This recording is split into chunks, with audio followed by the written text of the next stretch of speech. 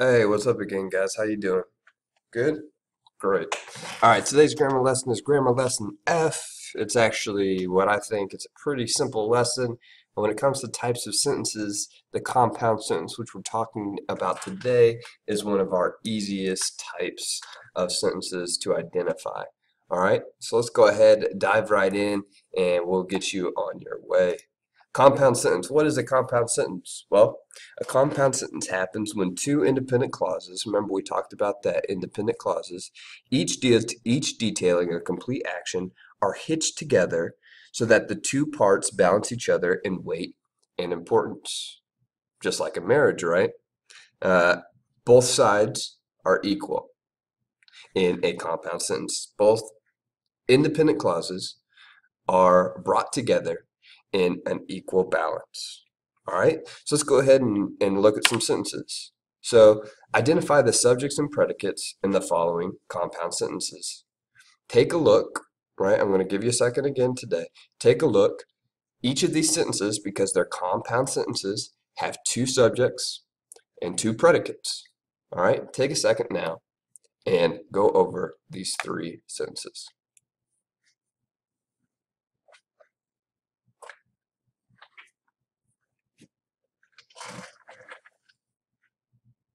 Are you back?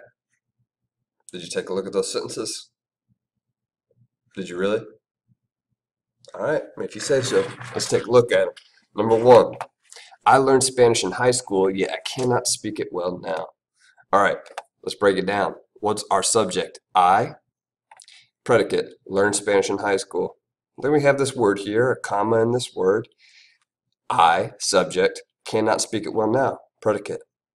Number two, do your homework and you won't fail the class. All right, again, we talked about this before. What is implied here before the sentence?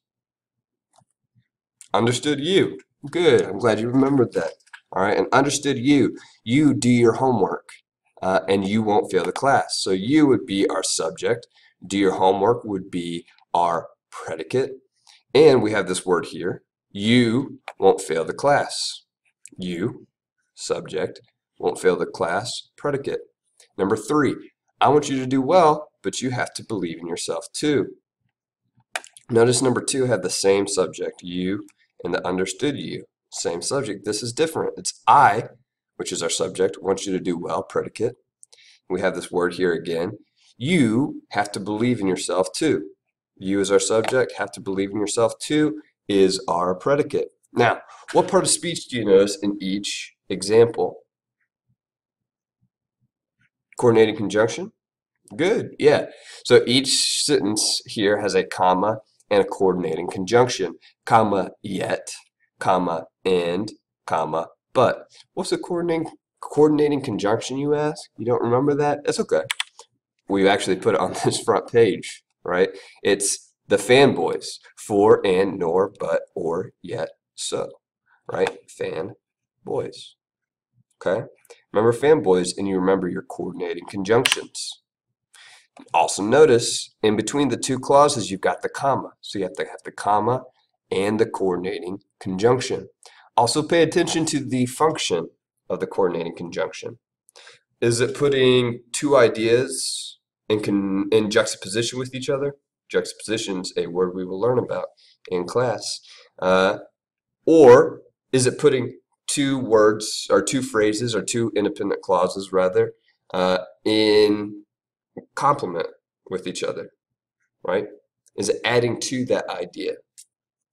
Something to think about when you're choosing which coordinating conjunction should I use for this specific sentence. All right, let's take a look at this. Just a reminder of fanboys, all right? And how even though we have a fanboy, sometimes it doesn't mean we always have a compound sentence. So for example, remember subjects. A subject is the part of the sentence that is doing something. Remember, we could use a fanboy to combine multiple subjects in a sentence. So Larry and Gary went to the musical together. Don't ask me about Larry and Gary. I don't know, right? But they went to the musical together, right? So Larry and Gary is our subject. They went to the musical together. All right. This doesn't mean that this is an independent clause. And then this is an independent clause. No, that's not what it means, right? It just means that these two words are combined together for our subject. When and combines subjects, do not use a comma before it. But when and combines two of our complete thoughts, two of our independent clauses, you do put a comma in front of it. So look, the barber or the dentist left you a message yesterday. This is our subject. All the kittens and the puppies got adopted this weekend. All the kittens and the puppies is our subject. In contrast, take a look at this one. I bought cupcakes. I don't even want to know what a cupcake is. I bought cupcakes for the party, comma, so my sister made extra frosting. Notice the comma and the coordinating conjunction. The fanboys, right? Or it doesn't always have to be two subjects, right? You could have verbs or objects that are combined with one of these coordinating conjunctions. So Mike or I may be late tomorrow, okay? Or it could be a compound verb. I can't tell if Jane washed or cut her hair. All right, washed or cut. It doesn't make it two different independent clauses combined to a compound sentence, all right? You need two separate subjects, two separate verbs. Here we have two separate verbs here, but we have Jane tying them together. So if it said something like, I can't tell if Jane washed her hair or if Bob cut his hair, right? That would actually be a compound sentence. But in this case, it's not. You could also combine objects. So Helen will buy fries or a milkshake. Okay. Now we can combine complete thoughts into a compound sentence. Again, we have a comma and coordinating conjunctions. I'll buy a cake, comma, or Anne will get a muffin, or get muffins, sorry.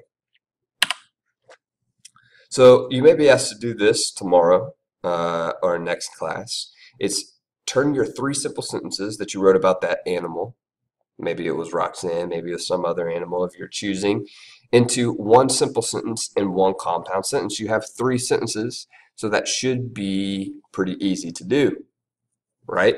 Reread your sentences and circle every subject and underline every predicate. Adjust that if necessary. All right? All right, guys. Hey, that's grammar lesson F. Again, if you have any questions about it, please ask one of your teachers. You can even stop by. If I'm not your teacher, you can stop by and ask me about something that I said or anything in these grammar lessons. I'll be glad to help. All right. Thank you for watching. I do appreciate it, for real. All right. And I'll see you next class.